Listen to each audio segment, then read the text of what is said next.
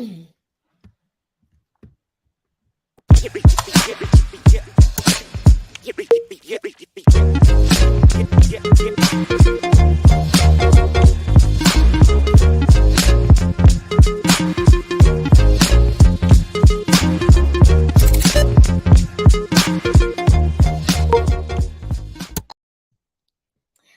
everybody. This is Steph, the educator, and this is the Essential Pedagogy Podcast. Been a while. I've been away for a little while, but I'll talk about that later. I just want to just reintroduce myself, and it's a weird name, I know. Hi, Boss Moves. How you doing? She always tunes in. I just want to tell you about the name Essential Pedagogy. I chose this name because originally chose Essential Education, because I thought it was a really easy thing to remember. It rolls off the tongue real easy, but it was already chosen, so I got Essential Pedagogy, and what that means, pedagogy means to educate the science of educating, the science and art of educating. So, in case you guys didn't know, which you probably don't, only educators know this because we're tested on it, right? I have been out for a couple of, actually, maybe a whole month. I had a illness in my family, and it was very dire. But thank God we have miracles every day. We have miracles every day, and we don't always recognize them, but nevertheless, they're miracles. And I just want to talk to you about some things that's been on my heart. Don't have a guest today, but I want to talk to you guys about what we shouldn't let children do. It's a serious matter to me. And I'm just going to get real frank with you guys. We should not let children make grown folk decisions. And what I mean by that is children don't have the foresight. They don't have the frontal lobe development. They don't have the experience, the past to learn from, to even make some decisions. I know we live in a society where we let people decide whether they are a woman or a man, or a girl or a boy, even. People are making decisions younger and younger. But I'm here to tell you that some decisions are not for children. And I'll tell you why. Years ago, I was born out of wedlock. My mother and father were high school sweethearts.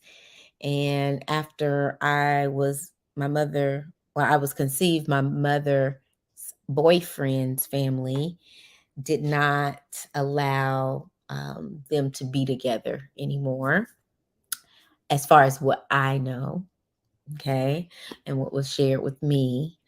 And my mother eventually went on with her life and eventually got married to a gentleman. And he is a nice, sweet man. But I believe I was like 6 years old when they presented a question to me of, do I want to be adopted by this man? And they went over some things that would happen if I was to be adopted.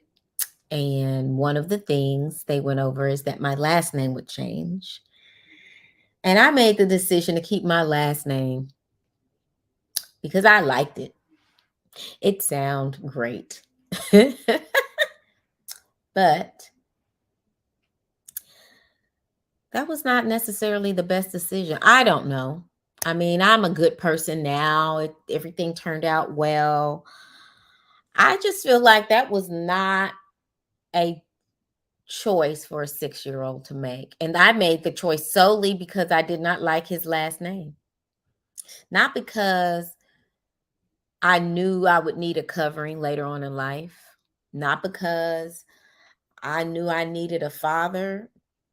Not because I knew my mother was going to die 10 years later. Nobody knew that. But all these years, and it's been 34 years since her death, and me being parentless, not until my stepfather, who's not officially my stepfather, right? Not until he was near his deathbed did I start thinking again, like all these years I could have had what I thought I desired, what I still desire, what burden I put on my uncle, which is my mother's brother. I put the burden on him to be my father, even though I know he didn't mind that. But it could have been my stepfather who loved and cared about me, who I uncovered when, trying to help out my sister with all his affairs, that he talked about me like his own. He talked to the bankers about me. Everybody knew about me and what I was doing in my life, that I had businesses and things like that. And I did not think of this man as my father. And I know that if the adoption had gone through, then that would have been a no-brainer, right? Not that this man was perfect, he was not. But I don't know how my life would have, I don't know why I'm crying, would have turned out. How it would have turned out differently, whether I've had less bumps in the road if he was more active in my life in that way. Nevertheless, I love and adore him, and I care about him, and I'll do anything I can for my sister through a difficult time that we're going through. But that's not my point. My point is we shouldn't let children make grown folks' decisions. And this is one reason why I feel strongly about it. Because we don't know better as kids. Adults are supposed to. We're supposed to know better. And if my mother trusted this man enough to be married with him, to him being alone with her child, all this, then that adoption should have gone through and they shouldn't have asked me anything as a 6-year-old. That's my opinion. But I'm going to give you some more examples. In this world, we let children have choices of phones, who to share locations with, which that was a conversation that I was having with one of the producers of the show, and whether children should make the decision to allow other children to follow them and make sure they have their location and things like that, which I feel like it could be a little dangerous in dating and things. But not only that, making decisions to present themselves a certain way in the world. There are children, I don't know if the general public knows this, but children who are wearing waist beads at the age of 11, wearing thong underwear as a 6th grader, making choices that could have ramifications for the rest of their lives. Not some of those simple choices, but the list can go on and on and on about some choices that we are allowing young people to make.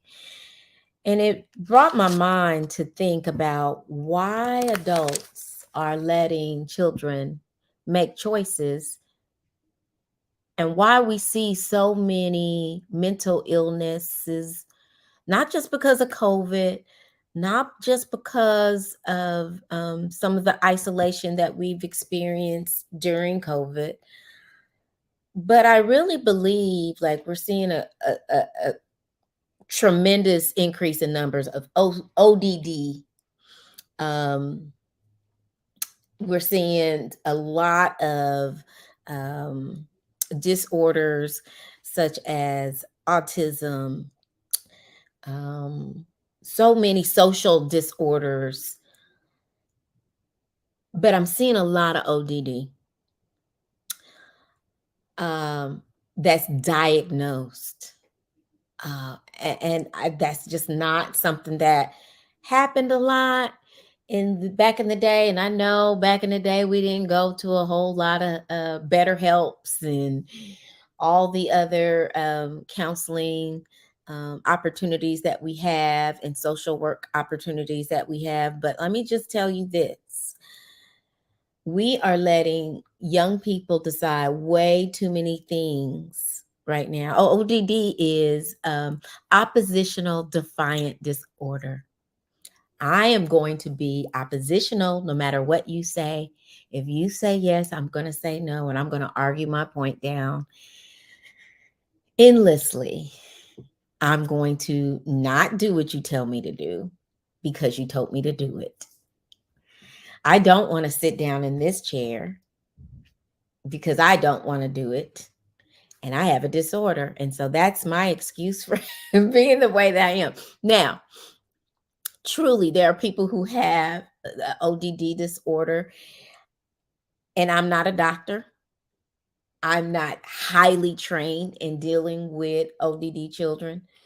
Now, I have experience because that is what I am up against in my job, but it is not my training. I'm not a social worker. I'm not, and I don't know how much social workers are trained in it. I'm not a counselor. I'm not a psychologist or anything like that. I do the best that I can in my classroom. Um, Trying not to be confrontational, trying but I am an authority figure in my class and I have to be. But it made me think about why adults allow children to make decisions they should not make.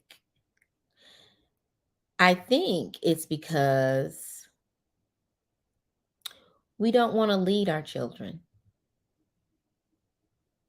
And I know it's been said a lot that people want to be their children's friend, but I think that not a lot of people believe that they've been doing a great job in leading their lives. And so they don't want to take responsibility to lead someone else's life. I think that they don't lead their children because it minimizes risk that they be blamed for whatever negative thing that happens. I think that we don't want blame, or we feel comfortable the way things are. We feel comfortable in just how our dysfunction is at home. So we feel like other people need to be comfortable with that dysfunction. We want to normalize our own dysfunction. But then when we get into a society where that is recognized as dysfunction, then people don't know how to respond. Case in point. If I ask a student to move their seat and to do their work right at that moment, and they tell me why, or I don't want to, or what have you, and I respond, well, I'm going to call your mom. Their response to me probably shouldn't be, well, what is she going to do? Because I'm going over to my dad's house this weekend anyway. My response was, well, I'll just let her know that's what you said. And the response is so. So I take the challenge. I take the child in the hall. I call the mother on my cell phone and we have a chat. This is not, I don't call parents lightly. I really don't feel like I have a lot of time to call a lot of parents. So when I do, it is, I've been dealing with something for a long time. I try to tell parents from a perspective of they are not making your household look good. I try to take that stance because I don't choose to call kids bad or to their own parents and things like that. I just don't. So I will say, they're not making your household look good. I know you provide them with this, that, and the other. I see a nice phone in their pocket, and they are not making your household name look good in this world. What do you feel like you ought to do about that? And I just try to put it back in their hands. And sometimes when I hear conversations, I feel fearful for this uh, upcoming generation. But I really feel like miracles still happen. They still happen every day. What we need to come to grips with is we need to start taking responsibility, and had a viewer talk about that. And the first thing we need to start taking responsibility is ourselves. Yes, I know that we've made mistakes, and sometimes all of our children weren't planned, and that's all a part of God's plan, by the way. But we need to take time and make a decision to take responsibility for ourselves, make sure that we do the things that we need to do because we've been called to be parents and we've been called to lead children in the way they should go. Point blank. We can't leave it up to someone else so that we can blame someone else for whatever happens bad. There's just no room for that.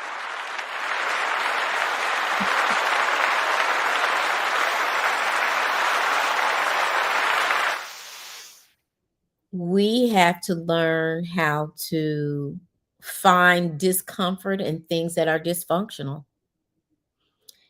Yes, I know that if you've grown up in a shouting, disorganized um, household where no one uses an alarm clock and things like that, there are parent classes, there are classes on how to structure your life, tons of YouTube on how to get your life right, especially after the New Year's, tons of those kinds of content floating out there. We have got to, as adults, say, look, there's something wrong. I'm late to work every day. My kids are late to school every day. I keep getting calls from the school. If you keep getting calls from the school year after year after year after year, it ain't just that teacher or those teachers. I'm just going to newsflash, it's not. It is not. Who is at the center of all of this? You, parent. You are the center of this. You have to make a decision that I'm going to be disciplined. I had these children. Yes, I can't hang out. No, I can't be on my phone, on social media, on dating apps if I'm a single parent. If I'm not a single parent, we just can't hang out on Instagram all the time. I got to make a list to make for groceries. I have to get dinner out on the table a certain time because my children have to get to bed in a certain amount of time so they can be productive and the best student that they can be. And you, the best parent you could be in the morning by having enough rest. All these things play a part. We also have to make a commitment to eating right.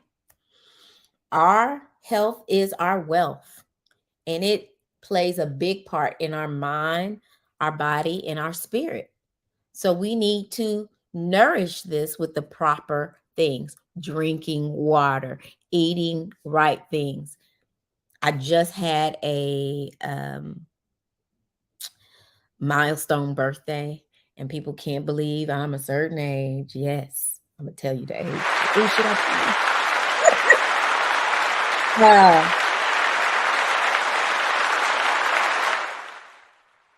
I turned 50 years old in January.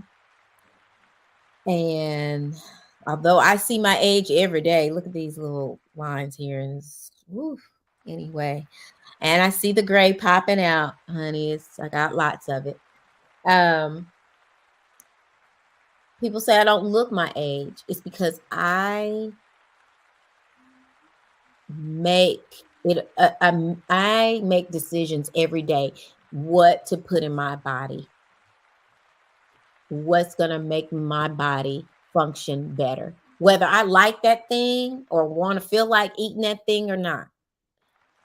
I do. And then when you make these choices in these decisions, things start tasting just a little bit better to you. Fast food is nasty now. I can't even digest it well because a lot of it is not even real food. So, what we put in our body, the decisions we make, we have to make a decision to be grown-ups. I know I don't feel my age, and I know a lot of 20 somethings and 30 somethings year olds out there that's teaching them, that is parenting the middle schoolers that I teach. They're just coming into their own. But you know what? Gig is up. You got to take responsibility. You got to do what you need to do for your children. You got to make decisions for them. They don't have a right to pick when they go to bed. They don't have the right to pick what they eat. They eat what's before them. So many people, my mother used to say this all the time, so many children in other countries don't have anything to eat.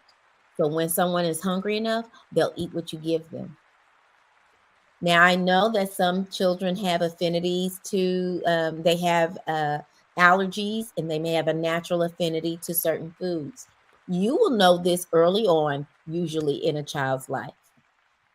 But I'm telling you, parents, you have to take control of your children's lives. You do, because they're minor and they were given to you for a reason. You have to do it. You cannot be lazy about this. You have to do it. You have to do it. If you want your children to be better than you had it or what your life was before, and every parent does, no matter what background they came from, they want their children to have a better life. They want their children to have a better road. If you want that for your children, then you take the responsibility to be the first to teach them, the first to show them discipline. You have to show them discipline. You have to show them, and you can do this without beating them. I'm not suggesting that you beat a child. I'm suggesting that they don't want to do what you tell them to do. You clear out the room of everything, and everything goes in your room or the trunk or wherever you got to do to lock it up until they can appreciate things that you do for them. You don't have to do that. They don't have to sleep in a bed. They can sleep on the floor. Well, you might be.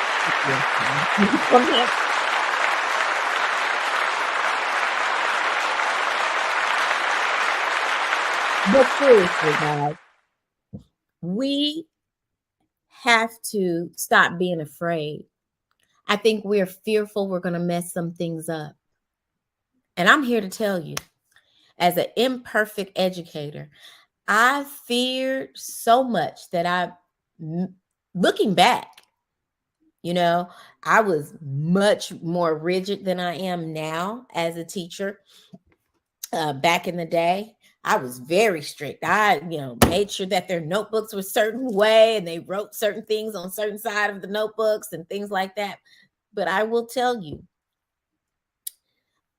when I look back at it, I'm like, oh my gosh, I was too hard on them. When I look back at it and I see how many students that come back to me and said, you were the best thing that happened to me. I still study the way that you taught me to study. I still take notes the way you taught me to take notes till this day. And I'm in college. Till this day, I'm working on my PhD. And I taught you in 7th grade. Children don't always know best. We have to guide them. You cannot depend on other adults to guide them. Yes, we can do our part and we can do, but they are looking at you as a guide. Children learn more from what you do than what you say. And if you're not getting up and you don't have your act together and you're not paying your bills on time, you're not doing these things, then they are learning the lesson directly from you. The characteristics I see in the classroom comes from the adults. It is hard and people are quitting because we are not stepping up and being the adults that we should be. And it's time for us to leave fear behind and start making some decisions for our families, for our future, because children are not equipped to make grown folk decisions. And that's all I'm here to say. Children are not. They're not. And you can disagree with me or not, but they are not equipped to make grown folks' decisions. They need us to guide them. They need us to teach them. They need their parents to be the first guide for them, first and foremost. And when they have doubts in their parents, they'll doubt every adult in their life. So we need you adults to get it together somehow, some way. Yes, we may be sad. Yes, we may be depressed. You need to figure out how we're going to get help. Not work out our depression and not work out our sadness and not work out our regrets and things that are not healthy for us. We got to read books. We got to normalize that. We got to normalize feeding our minds and our bodies what it needs, not the junk out there in the world. And that's all I have to say. You're talking to Steph, the educator. And until next time, I'll talk to you guys later.